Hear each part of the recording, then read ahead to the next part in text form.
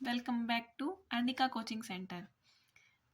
हम कर रहे हैं क्लास 8 का मैथ के बोर्ड के पेपर का सॉल्यूशन। तो ये है हमारा पार्ट 5। ठीक है, इससे पहले मेरी 4 वीडियोस अपलोड हो चुकी हैं, आप जल्दी से जाके उसको देख लीजिए।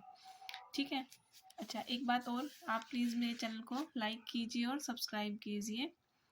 अगर आप चाहते हैं कि ऐसी ही वीडियो आती रहे तो प्लीज़ आप उसे लाइक ज़रूर कीजिए, इससे मुझे मोटिवेशन मिलेगा आगे वीडियो बनाने के लिए। चलिए हम स्टार्ट करते हैं। हम 24th question. A train 340 meter long is running at a speed of 45 kilometer per hour. What time will it take to cross a 160 meter long bridge? क्या है, एक ट्रेन है, उसकी लेंथ कितनी है 340 मीटर और वो कितनी स्पीड से रन कर रही है 45 किलोमीटर पर आवर की स्पीड से। तो हमें बताना है कि वो कितना टाइम लेगी। एक ब्रिज है कोई, उसकी कितनी लेंथ है 160 मीटर, तो उसको क्रॉस करने में उसे कितना टाइम लगेगा। तो चलिए हम सॉल्यूशन देख लेते हैं। सबसे पहले क्या लिखते हैं हम, speed of train. Speed of train कितनी है 45 किलोमीटर पर आवर। ठीक है, हम इसको सबसे पहले किस में कन्वर्ट करेंगे, मीटर पर सेकंड में करेंगे, क्योंकि हमारी जो लेंथ है उसकी ट्रेन की और ब्रिज की वो किस में है, मीटर में है। तो हमने क्या किया, किलोमीटर से मीटर बनाने के लिए हमने 1000 से मल्टीप्लाई किया और आवर से हमने सेकंड बनाने के लिए क्या किया, 3600 से डिवाइड कर दिया। तो यहाँ पे हमारे पास क्या आ गया, 25/2 metre per second is equal to 12.5 metre per second. इसको हमने डेसिमल में कन्वर्ट कर लिया, सो क्या आ गया 12.5 मीटर पर सेकेंड। अब देखो, जब भी कोई ट्रेन होती है और उसे उस ब्रिज को उस ब्रिज को क्या करना है, क्रॉस करना है, तो इसका मतलब वो अपनी लेंथ को कवर करेगी और जो वो ब्रिज है उसकी लेंथ को कवर करेगी। इसलिए हम क्या करेंगे, दोनों की जो लेंथ है उसको हम प्लस कर देंगे। तो वो कितना डिस्टेंस कवर करेगी, ट्रेन की खुद की लेंथ और उस ब्रिज की लेंथ, दोनों को प्लस करेंगे तो वो हमारा क्या है, टोटल एक तरह से डिस्टेंस हो जाएगा। तो to cross the bridge the train will cover distance कितना आएगा, 340 प्लस 160 कितना हो जाएगा हमारे पास 500 मीटर। ठीक है, तो डिस्टेंस कितना आ गया 500 मीटर। अब हमें निकालना क्या है, हमें निकालना हो तो उसको हम लेट कर लेते हैं। तो let required time to cross the bridge, जो ट्रेन है हमारी उस क्रॉस को जो ब्रिज है उसको क्रॉस करने में कितना टाइम लेगी, हम मान लेते कि उसने कितना टाइम लिया x सेकंड का। ठीक है, अब हम टेबल बना लेते हैं। डिस्टेंस लिख लिया हमने मीटर में और टाइम किस में है, सेकंड में। अब देखो उसने डिस्टेंस कितना कवर किया, एक तरह से जो ट्रेन की स्पीड है वो क्या है, मतलब इतने टाइम में इतना वो कवर करती है, उसका डिस्टेंस ही है ना, मतलब वो एक सेकंड में कितने मीटर जा रही है, वो 12.5 मीटर। तो इसलिए हमने क्या लिख लिया 12.5 मीटर और टाइम कितना है 1 सेकंड। अब हमें बताना है कि वो 500 मीटर जो है वो कितने सेकंड में क्रॉस करेगी। तो हमने यहाँ पे क्या लिख लिया 500 और ये है क्या x। ठीक है, अब देखो, अब हमें ये पता लगाना है कि ये केस जो है हमारा वो डायरेक्ट का है या फिर क्या है, हमारा इनवर्स का है। अब देखो, जैसे जैसे हमारा डिस्टेंस बढ़ेगा वैसे वैसे हमारा क्या बढ़ेगा, टाइम भी बढ़ेगा। तो इसका मतलब क्या है, ये हमारा जो केस है ये डायरेक्ट वेरिएशन का है। तो हम कैसे करते हैं डायरेक्ट वेरिएशन में, this by this is equal to this by this. So 12.5 divide by 1 is equal to 500 by x। अब हमने क्रॉस मल्टीप्लाई कर लिया और यहाँ से हमने सोल्व कर लिया। तो यहाँ से हमारे पास x की क्या वैल्यू आ गई 40। तो x की वैल्यू आ गई 40, इसका मतलब हमारा आंसर क्या गया, the train will take time, कितना टाइम लेगी ट्रेन उसको ब्रिज को क्रॉस करने में 40 सेकंड का। That is our answer. ठीक है, अब इसका ऑप्शन में देख लेते हैं हम, इसके ऑप्शन में क्या दिया हुआ है। In a fort, 300 men had food provisions for 90 days. After 20 days, 50 men left the fort. How long now would the food last at the same rate? अब देखो क्या दिया हुआ है कि एक फोर्ट है, उसमें क्या है 300 मैंस है। ठीक है, उनके लिए फूड कितने दिन के लिए है, 90 डेज के लिए है।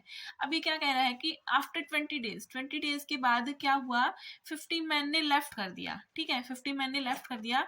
तो अभी क्या कह रहा है कि अब जो now would the food last at the same rate, कि जो वो खाना है अब वो कितने दिन तक चलेगा। ठीक है, अब जो मैन है वो क्या हो गए हमारे, डिक्रीज हो गए। कितने मैन डिक्रीज हुए, 50 मैन ने लेफ्ट कर दिया। तो स्टार्टिंग में जो मैन थे हमारे 300 थे। ठीक है, अब 20 डेज के बाद की बात कर रहे हैं ये, कि 20 डेज के बाद की हम निकालना है। तो 20 डेज मतलब टोटल हमारे पास कितने डेज थे, 90 डेज थे। 90 डेज के लिए हमारा फूड था ना, बट 20 डेज की बात कर रहे हैं हम, तो इसलिए हम क्या कर देंगे 20 इसमें से माइनस कर देंगे। तो जो हमारा 300 मैन है उनके लिए जो डेज कितने हैं, 70 डेज के लिए फूड है। अब हमें बताना है कि अगर 50 मैन लेफ्ट कर जाते हैं, मतलब 250 हमारे मैन हो गए, तो लेफ्ट करने के बाद जो वो फूड है हमारा वो कितने दिन चलेगा। तो इसका मतलब अगर हमारे जो मैन हैं डिक्रीज हो रहे हैं, मैन हमारे डिक्रीज हो रहे हैं ना, तो इसका मतलब मैन डिक्रीज होंगे तो जो हमारे डेज हैं, नंबर ऑफ फूड के डेज हैं, वो हमारे क्या करेंगे, इंक्रीज करेंगे। तो इसका मतलब ये क्या हो गया, हमारा इनवर्स वेरिएशन का केस हो गया। So it is a case of inverse variation. Inverse variation में हम क्या करते हैं, x1 multiply x2 is equal to y1 multiply y2. So 300 multiply 70 is equal to 250 multiply में x. तो यहाँ से हमारे पास सोल्व करने के बाद x की क्या वैल्यू आ गई, 84। इसका मतलब जो वो फूड है वो कितने दिन चलेगा, 84 days. 84 days is our answer. 25th question है, factorise 4a square plus b square plus 25c square plus 4ab minus 10bc minus 20ca। अब हमें इसमें देखो आइडेंटिटी लगानी है, ठीक है, आइडेंटिटी लगा के हम इसको सोल्व करेंगे। अब हम देख रहे हैं कि यहाँ पे ए बी और सी है, ठीक है, तो इसका मतलब हमारे पास ए बी और सी में एक आइडेंटिटी है, वही हम यूज करेंगे यहाँ पे। तो हमने क्या किया, 4a स्केयर को हमने क्या लिख लिया, 2a का होल स्केयर प्लस b को ऐसे हमने b का होल स्केयर प्लस 25 को लिख लिया हमने 5c का होल स्केयर। ठीक है, मैं आपको बताती हूँ बाद में कि मैंने यहाँ पे माइनस क्यों लगाया है, हम बात बताऊंगी मैं आपको। अब देखो यहाँ पे क्या है, 4ab है, तो मैंने क्या लिखा, प्लस में 2 मल्टीप्लाई 2 कितना होता है 4, तो a मल्टीप्लाई b, ठीक है, 4ab हो गया हमारे पास। नेक्स्ट है 10bc, 2 मल्टीप्लाई b। अब देखो b और c है ना हमारे पास, और यहाँ पे माइनस का साइन है, इसका मतलब या तो b की टर्म माइनस में आएगी या फिर c की टर्म माइनस में आएगी, ठीक है। अभी हम c को माइनस कर रहे हैं, बताती हूँ क्यों कर रहे हैं हम, क्योंकि 2 मल्टीप्लाई 5 10 और माइनस का bc।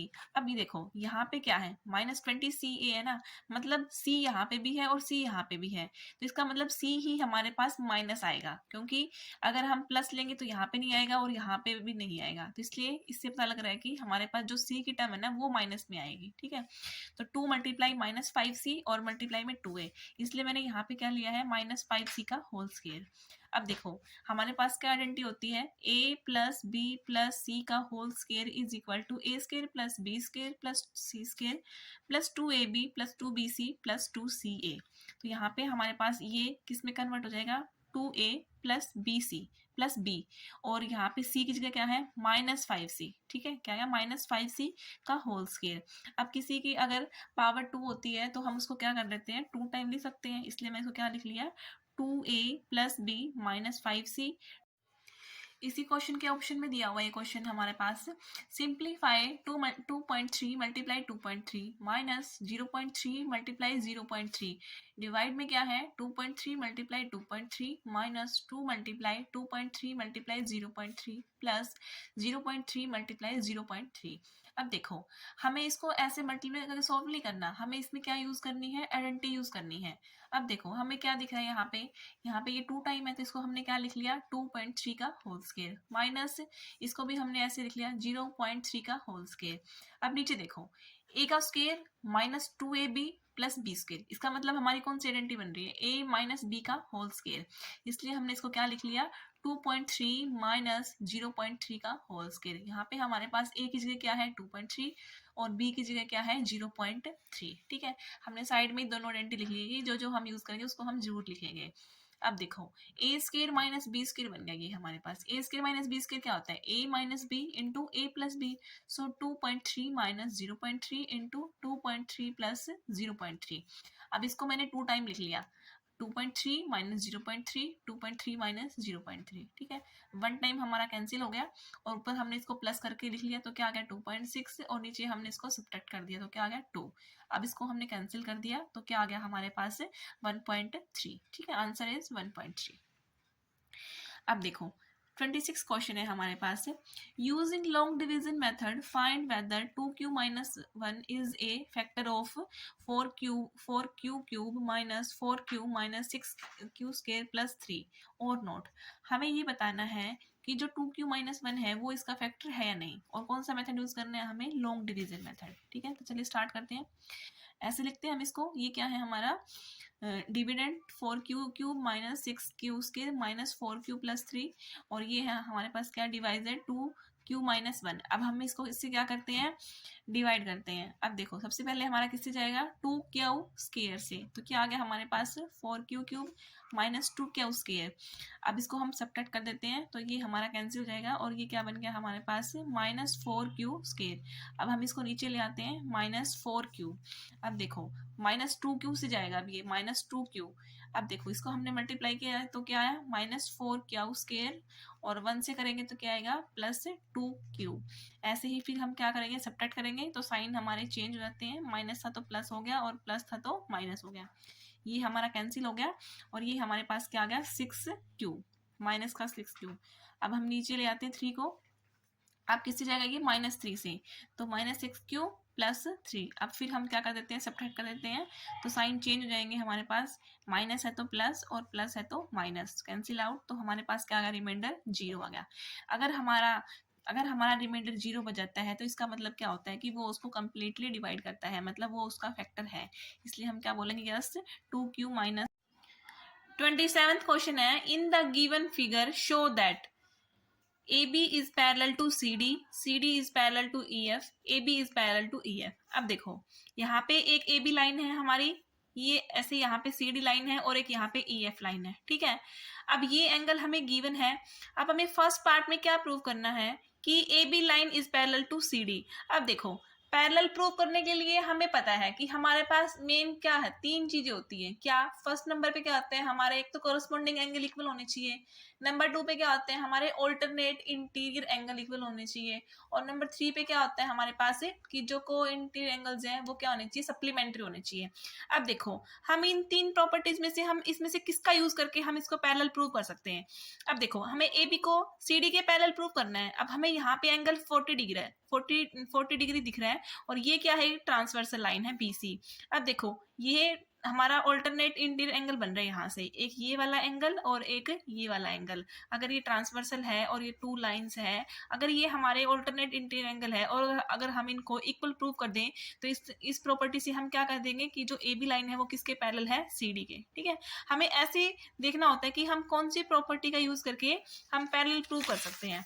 अब देखिए इसका जो प्रूफ है हम क्या लिखेंगे, हमें क्या प्रूव करना है, AB is parallel to CD। अब देखो मैंने क्या लिखा, angle ABC is equal to angle BCD, क्योंकि ये 40 डिग्री है और ये 20 है और ये 20 है, दोनों को ऐड कर देंगे तो हमारा कंप्लीट एंगल कितना आएगा 40 डिग्री का। तो ये एंगल और ये एंगल क्या है, दोनों इक्वल है, और we know that this are the alternate interior angle. अब हमें पता है कि अगर ऑल्टरनेट इंटीरियर एंगल हमारे इक्वल हो तो हमारी लाइंस क्या लगती हैं, पैरेलल। तो हमने इसी का यूज करके हमने क्या प्रूव कर दिया कि AB जो लाइन है वो किसके पैरेलल है, CD के, ठीक है। अब ऐसे ही सेकंड पार्ट में हमें क्या प्रूव करना है, CD is parallel to EF। अब देखो जो CD है हमारा वो किसके पैरेलल प्रूव करना है, हमें EF के पैरेलल प्रूव करना है। अब देखो ये लाइन और ये लाइन, अब ये इसकी ट्रांसवर्सल लाइन है CE। अब अगर हम दूसरी प्रॉपर्टी का यूज करें क्या, कि अगर हमारे जो करस्पॉन्डिंग को इंटीरियर एंगल्स है अगर वो सप्लीमेंट्री आ जाए तो इसका मतलब हमारी जो लाइंस है वो क्या हो जाएंगी, पैरेलल। अब देखो ये 20 डिग्री है और ये 160 डिग्री है, तो इन दोनों का सम कितना आएगा 180 डिग्री। अब हमने प्रूव कर दिया कि दोनों एंगल जो है हमारे इनका सम कितना है 180 डिग्री। एंड तो हम क्या लिख देंगे, if co-interior angles are supplementary then lines are parallel. तो हमने यहाँ से प्रूव कर दिया CD is parallel to EF, ठीक है। नेक्स्ट में हमें क्या प्रूव करना है, AB is parallel to EF। अब देखो हमने फर्स्ट में क्या प्रूव किया कि AB is parallel to CD, और सेकंड में हमने क्या प्रूव किया, CD is parallel to EF। अगर AB CD के पैरेलल है और CD EF के पैरेलल है तो जो AB है हमारी वो किसके पैरेलल हो जाएगी, EF के। कौन सी प्रॉपर्टी का यूज करके, क्या हमने लिख दिया, lines parallel to a given line in a plane are parallel to each other. अगर 2 लाइंस आपस में पैरेलल हैं तो जो फर्स्ट वाली है।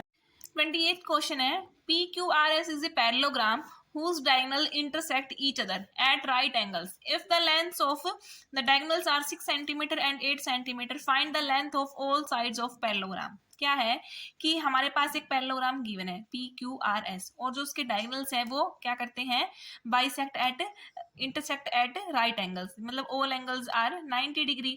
और हमें डायगोनल्स की लेंथ गिवन है, कितनी है 6 है, और एक की कितनी है 8 सेंटीमीटर। अब हमें क्या निकालनी है, हमें पैरेललोग्राम की साइड्स निकालनी है, ठीक है। अब देखो हमने एक पैरेललोग्राम ड्रॉ कर लिया, उसके हमने नेम रख लिए, और PR और जो QS है वो हमारा क्या है, एक डायगोनल्स है इस पैरेललोग्राम के। अब हमें पता है since the diagonal of parallelogram bisect each other, जो पैरेललोग्राम के डायगोनल्स होते हैं वो क्या करते हैं, बाइसेक्ट करते हैं। तो इसका मतलब OP is equal to O R. तो ये कंप्लीट हमारा कितना था 6 सेंटीमीटर, तो OP and O R is equal to 3 centimetre. Similarly Q S is equal to 8 centimetre हमें गिवन है, so O Q is equal to O S is equal to 4 centimetre. ठीक है, यहाँ से हमने ये निकाल लिया। अब देखो, अब इसमें गिवन है कि जो ये ओल एंगल है वो हमारे क्या है 90 डिग्री। तो हम ये ट्रायंगल ले लेते हैं पी ओ क्यू। अब ये क्या है, हमारी राइट एंगल ट्रायंगल है, ठीक है ना, राइट एंगल ट्रायंगल, क्योंकि इसमें ये एंगल क्या है 90 डिग्री का। अब हम इसमें पाइथागोरस प्रॉपर्टी का यूज करके ये वाली साइड निकाल सकते हैं, क्योंकि अगर एंगल 90 डिग्री यहाँ पे है तो इसका मतलब इसमें से एक साइड जो हमारा बेस है और एक हमारा क्या है परपेंडिकुलर, और जो ये हमारी पी क्यू साइड है वो हमारी क्या बनेगी हाइपोटेन्यूज। तो हमने क्या ले लिया, in right angle triangle P O Q, OP का whole square plus O Q का whole square is equal to P Q का होल स्क्वायर। ओपी कितना है 3 और ओ क्यू कितना है 4। तो हमने यहाँ से क्या निकाल लिया, पी क्यू का स्क्वायर कितना आ गया हमारे पास 25 और पी क्यू की लेंथ कितनी आ गई 5 सेंटीमीटर। ठीक है, अब हमने क्या निकाल ली पी क्यू। हम ट्रायंगल आर ओ क्यू के लिए लिख देंगे, उसमें हमारी आर क्यू क्या आएगी 5 सेंटीमीटर। मतलब इसकी पैरेललोग्राम की ऑल साइड्स क्या जाएगी हमारी 5 सेंटीमीटर। हमें ये निकालना था कि, तो हम लास्ट में क्या लिख देंगे, hence the length of all the sides of parallelogram are 5 centimetre. Next question देख लेते हैं, क्वेश्चन नंबर 29 क्या है, the quantity of petrol filled in a bike and cost of the petrol are given in the following table. क्या दिया हुआ है हमारे पास, एक टेबल दी हुई है, लीटर्स ऑफ पेट्रोल फिल्ड, कि जो बाइक में पेट्रोल फिल्ड हुआ है वो दिया हुआ है कितना 4 लीटर 6 8 और 10, और उसकी कॉस्ट दी हुई है पेट्रोल की कितनी 400 रुपीज 600 800 और 1000 rupees. Draw a graph to show this information, हमें इस इंफॉर्मेशन को एक ग्राफ पे प्लॉट करना है। अब देखो, मैंने सिर्फ इसको आपके लिए एक रफली आपको आइडिया दिया है कि हम इसका ग्राफ जो है कैसे प्लॉट करेंगे। ये हमने बना लिया एक्स एक्सिस और ये होगी हमारी क्या वाई एक्सिस। ठीक है, अब मैंने 2 का गैप ले लिया, 2 4 6 8 10 और 12, और यहाँ पे मैंने 200 100 का गैप ले लिया, 200 400 600 800 1000 एंड 1200।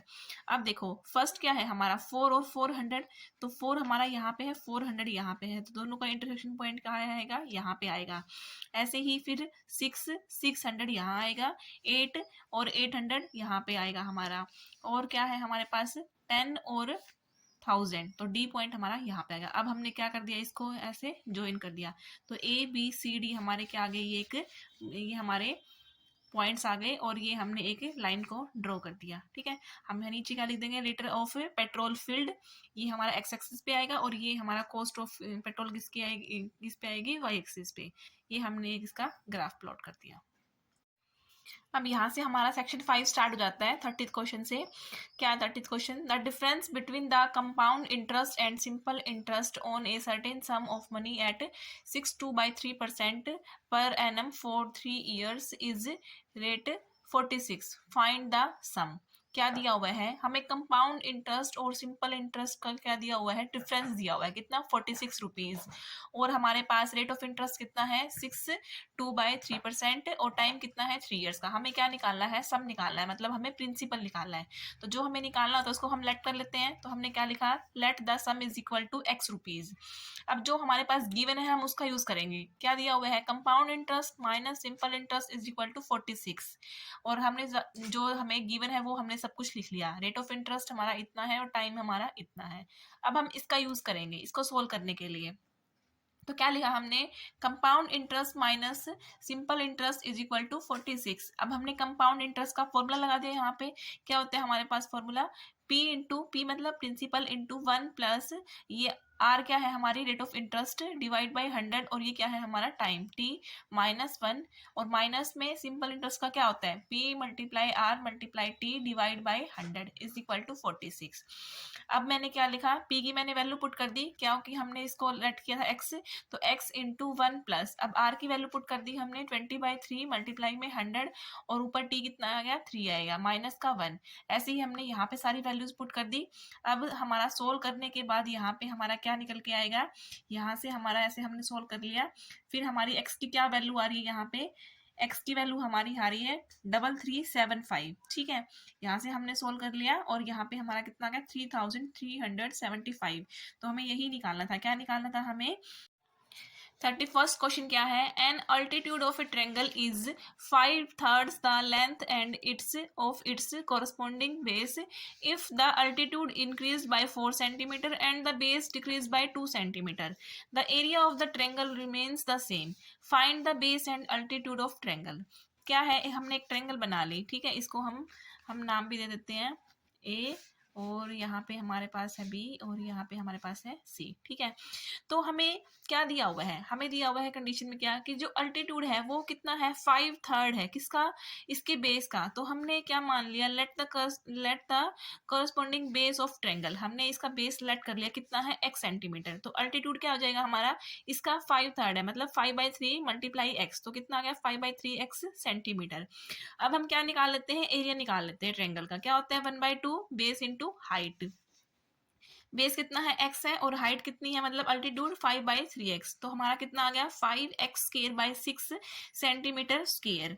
अभी क्या कंडीशन बोल रहा है कि जो हमारा बेस है उसको हमें डिक्रीज कितना करना है, कितना, 2 सेंटीमीटर, और हमारा जो अल्टीट्यूड है उसको इंक्रीज करना है, कितना, 4 सेंटीमीटर। तो मैंने लिख लिया, आफ्टर इंक्रीज्ड न्यू अल्टीट्यूड कितना आएगा, जो हमारा अल्टीट्यूड था 5x/3, उसमें हमें 4 ऐड करना है, और डिक्रीज करना है किसमें, बेस में, कितना, 2 सेंटीमीटर, तो x - 2 सेंटीमीटर। अब हम इसके अकॉर्डिंग इसका एरिया निकाल लेते हैं। Area is equal to 1/2 multiply 5/3x + 4 into x - 2, ठीक है। अब क्या दिया हुआ है कि जो न्यू एरिया है हमारा पुराने वाले एरिया से क्या है, सेम है, दोनों एरिया हमारे क्या है, सेम है।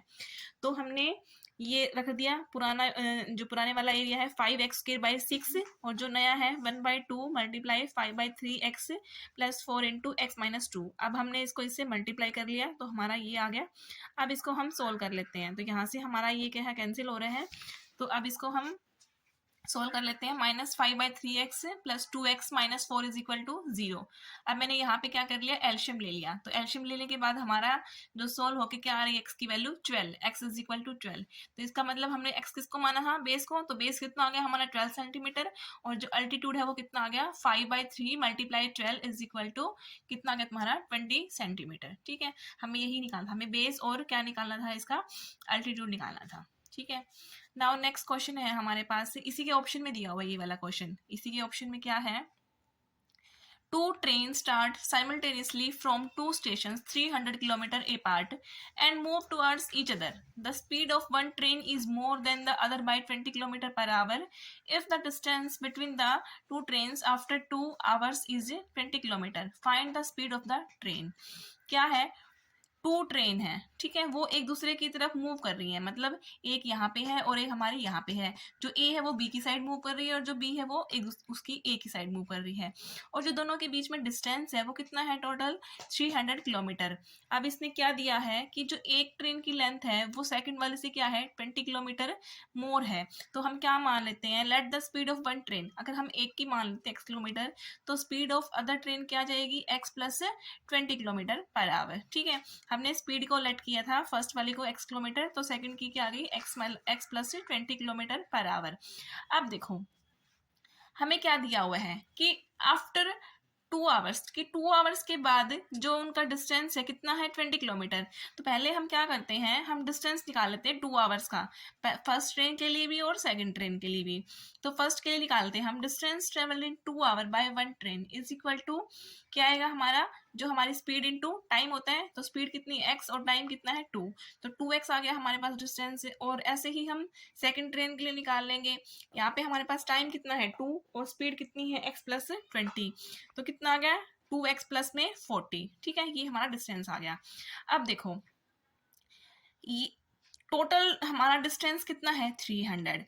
2 आवर्स में डिस्टेंस कितना है, ये 2x और 2x + 40, ये 2 आवर्स का डिस्टेंस है। और 2 आवर्स के ये हमारे पास क्या आ गया, 4x + 60 = 300। तो यहाँ से सोल्व करने के बाद x की वैल्यू कितनी आ गई हमारे पास, 60। तो स्पीड ऑफ वन ट्रेन कितनी आ गई, 60 किलोमीटर, और अदर ट्रेन की स्पीड कितनी आ जाएगी, 60 + 20 = 80। हमें क्या निकालना था, हमें स्पीड निकालनी थी, वो हमारी आ गई है, ठीक है। अब 32 क्वेश्चन है हमारे पास। कंस्ट्रक्ट एक quadrilateral ABCD in which AB is equal to 5.5 centimetre, BC is equal to 6.5 centimetre, angle A is equal to 60 degree, angle C is equal to 120 degree and angle D is equal to 75 degree.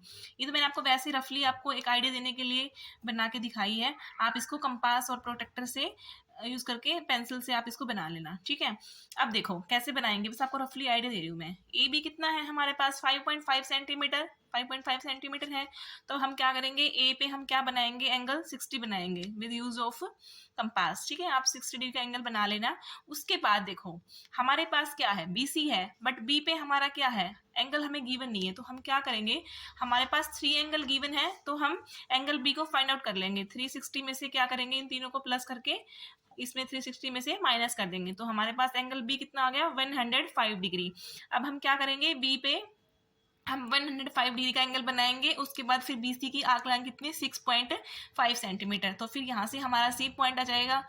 फिर C पे हमें angle बनाना है कितना, 120 degree का, ठीक है। 120 बनाने के बाद आप इसको आगे बना देना और फिर इसको बढ़ाएंगे जब आप, तो दोनों के इंटरसेक्शन से हमारा पॉइंट क्या आ जाएगा, D आएगा हमारा पॉइंट, ठीक है।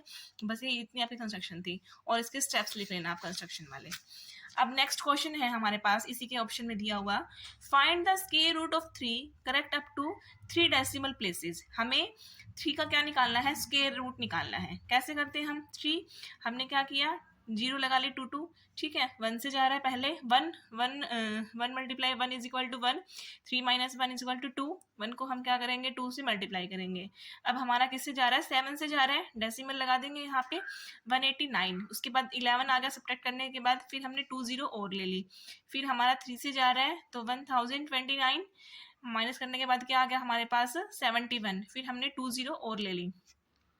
अब हमने क्या किया, इसको मल्टीप्लाई किया 2 से, 2 3 जा 6, 2 7 जा 14, 2 1 जा 2 और 3। अब हमारा किससे जा रहा है, ये 2 से जा रहा है, तो 6924 आ गया। अब हम इसको इसमें सब्ट्रैक्ट कर देंगे तो क्या आएगा हमारे पास, 176। अब हमें सिर्फ इसका आंसर 3 डेसिमल तक निकाला था, वो हमारा आ गया है। तो स्क्वायर रूट क्या आ गया 3 का, 1.732, दैट इज अवर आंसर, ठीक है। नेक्स्ट क्वेश्चन है हमारे पास 33 क्वेश्चन।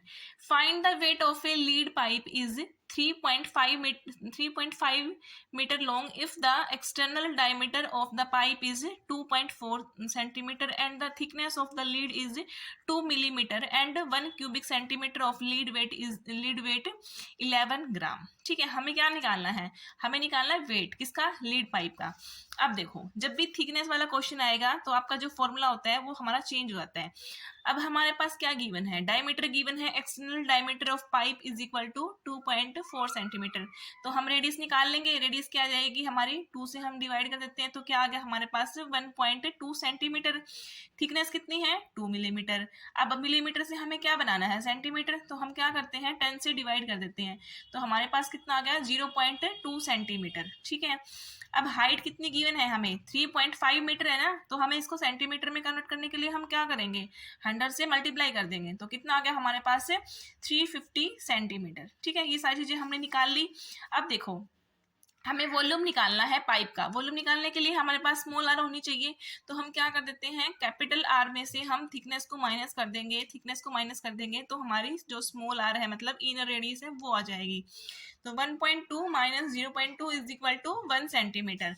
अब हमारे पास वॉल्यूम क्या आएगा, volume of pipe is equal to pi H capital R square minus small R का स्क्वायर। तो 22/7 मल्टीप्लाई में एच कितनी है 350, कैपिटल आर कितनी है 1.2 का होल स्क्वायर, माइनस में स्मॉल आर कितनी है 1 का स्क्वायर। अब हमने इस पे आइडेंटिटी लगा ली a minus B into A plus B. अब हमने इसको मल्टीप्लाई करके आंसर निकाल लिया, हमारा कितना है 484 सेंटीमीटर क्यूब, ठीक है। ये तो हमारा क्या आ गया, वॉल्यूम आ गया। अब देखो हमें निकालना है वेट, निकालना है किसका, लीड पाइप का, और हमें क्या गिवन है हमारे पास कि 1 क्यूबिक सेंटीमीटर का वेट कितना है 11। तो टोटल वेट हमें निकालना है, तो हम क्या करेंगे, जो हमारा टोटल वॉल्यूम आया है उसको हम क्या करेंगे 11 से मल्टीप्लाई कर देंगे, तो हमारा कितना आ रहा है 5324 ग्राम आ रहा है। और आंसर में क्या लिख दिया हमने 5 kg 324 ग्राम, ठीक है। ये हमारा आंसर आ गया 5 kg 324 ग्राम। अब आपका एक